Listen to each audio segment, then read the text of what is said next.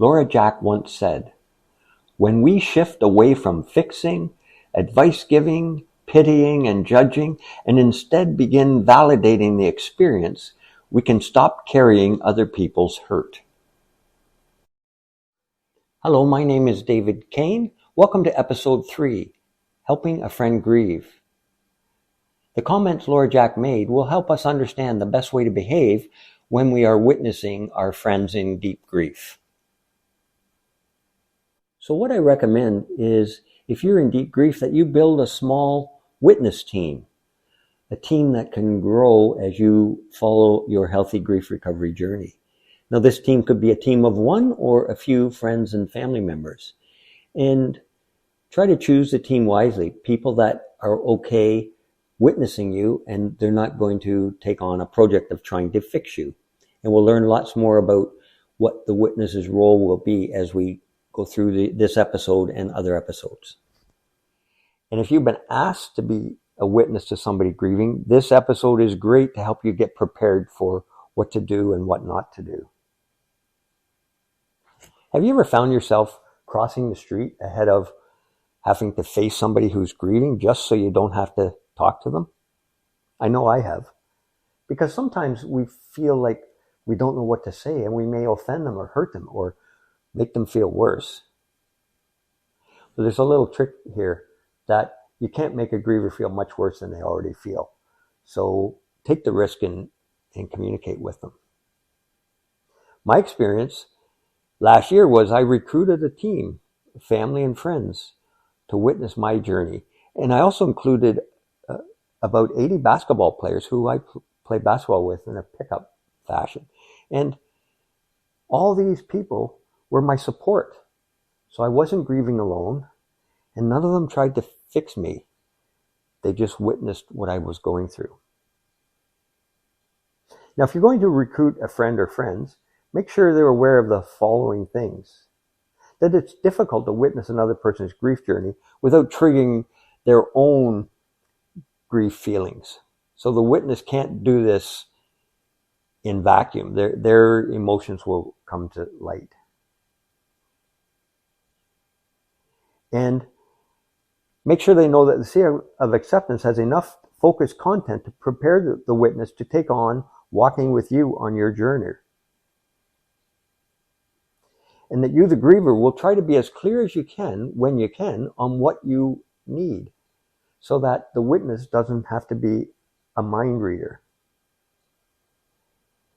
And the witness will be learning and growing as they walk with the griever. So they're not expected to know everything coming in. Now let's take a moment now and recap the groundwork around grieving. We all grieve differently. We're stuck, not broken. We don't need to be fixed. We need to be witnessed. The only way out of this pain is through this pain. And we have to feel it to heal it. This could be a long and messy journey. There's no easy button, no fast forward button. Grief has a long shelf life with no expiry date. As we learned in episode 1, how a person chooses to grieve will deeply affect the rest of their lives. We're taught by David Kennedy that oftentimes when you first experience a significant loss, you find yourself in a deep, dark hole with pain and suffering.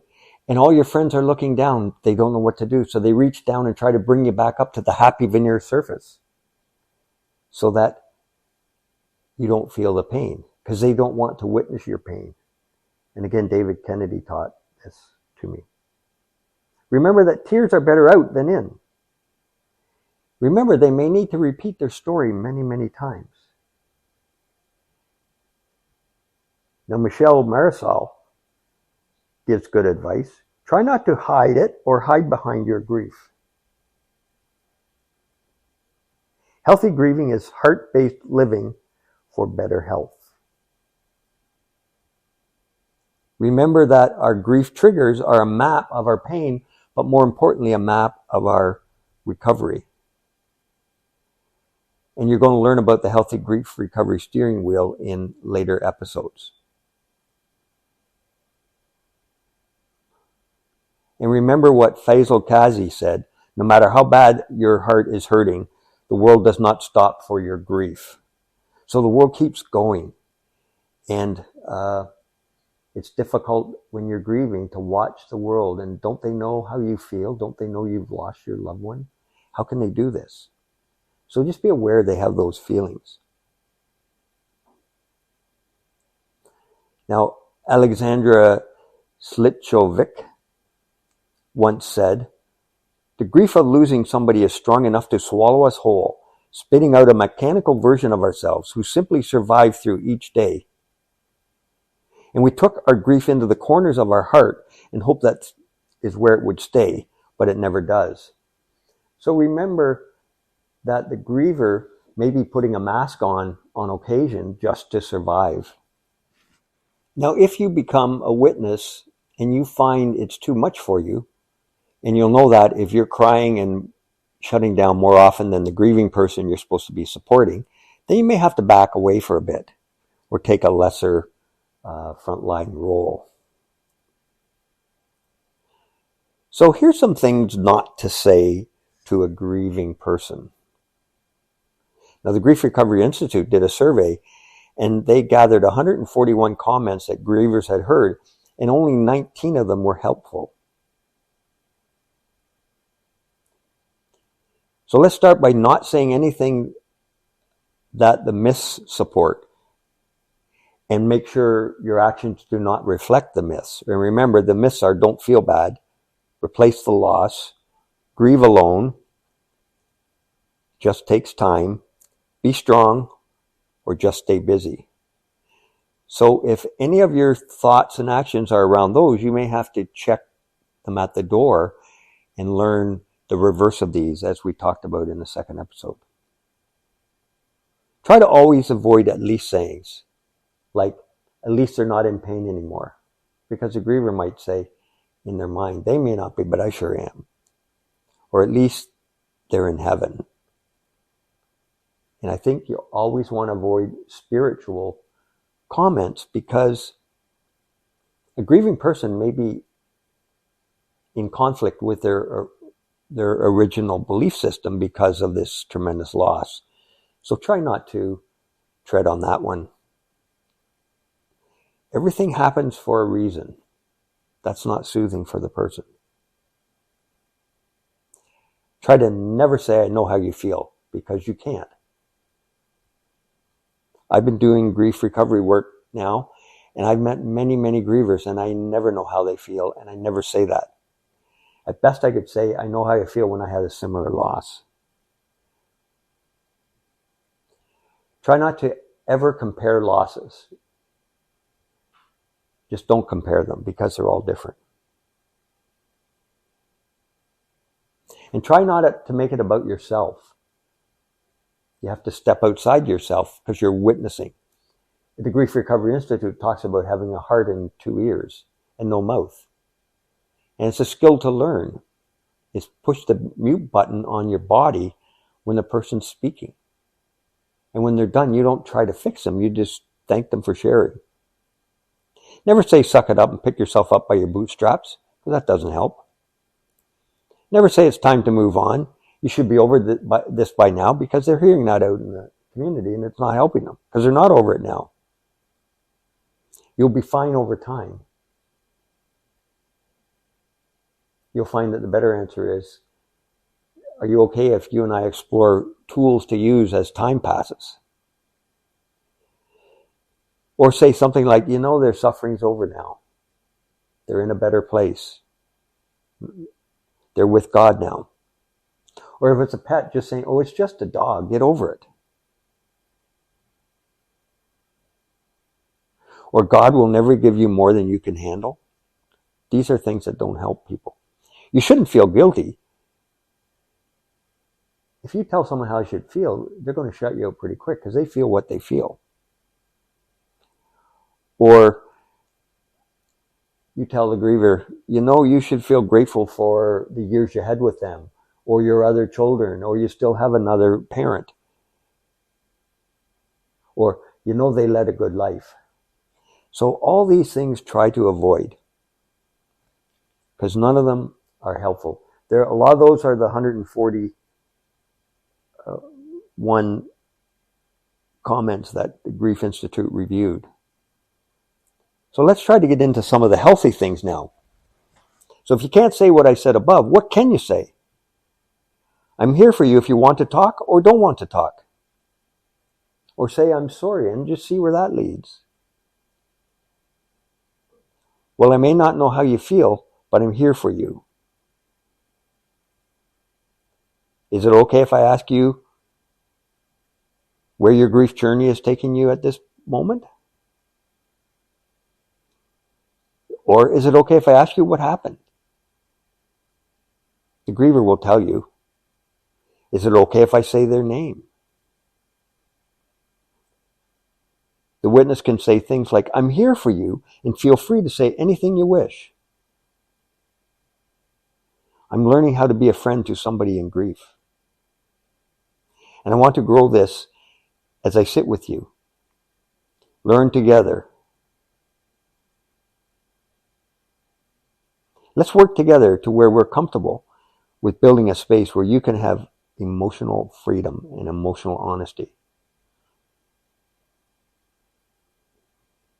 I have a big heart and 2 ears, and believe that and act that way.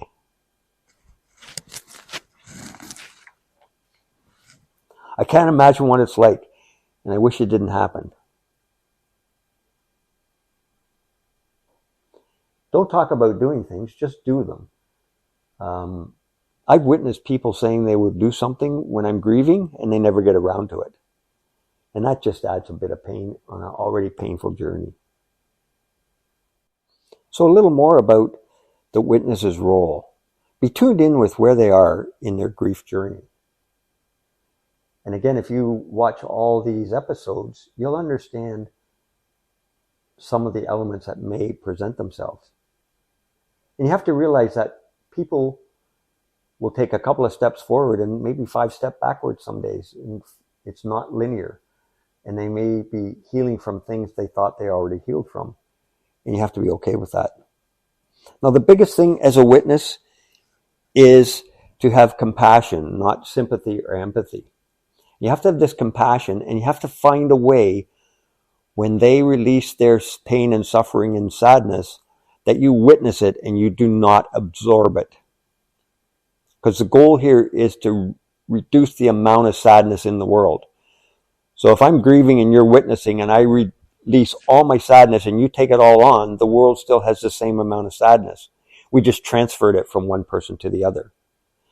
So celebrate that you witnessed a griever release some pain and suffering, and you watched it disappear into the universe. And at that moment, the universe is a little less sad. And if you find yourself taking on their sadness, back away. Do some self-healing. Try to listen deeply and validate what they're saying. Put judgment aside, which will reduce the need to fix them. And thank them for sharing.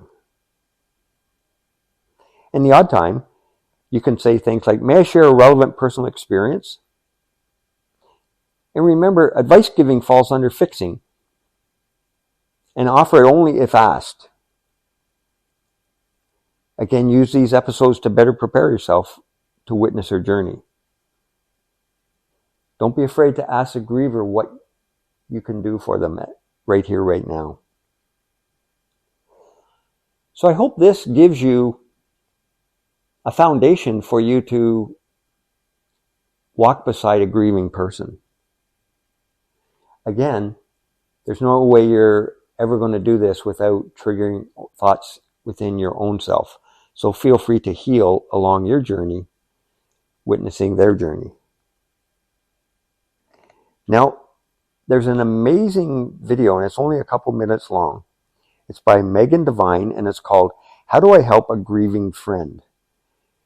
And I strongly recommend you go onto YouTube, find that video, and watch it.